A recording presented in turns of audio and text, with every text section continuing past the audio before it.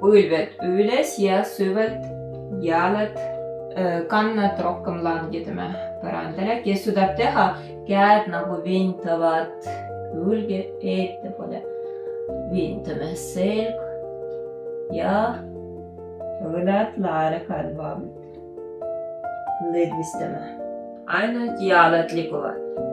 Kui parem jalg on sirge, vasakule põlv rohkem kõivetame. Jaltalad on paigal põrandale ja vahtame jalad ja mitu korda jalad liiguvad. Tunnete ennast. Uus liigub. Me rohkem lõdvistame.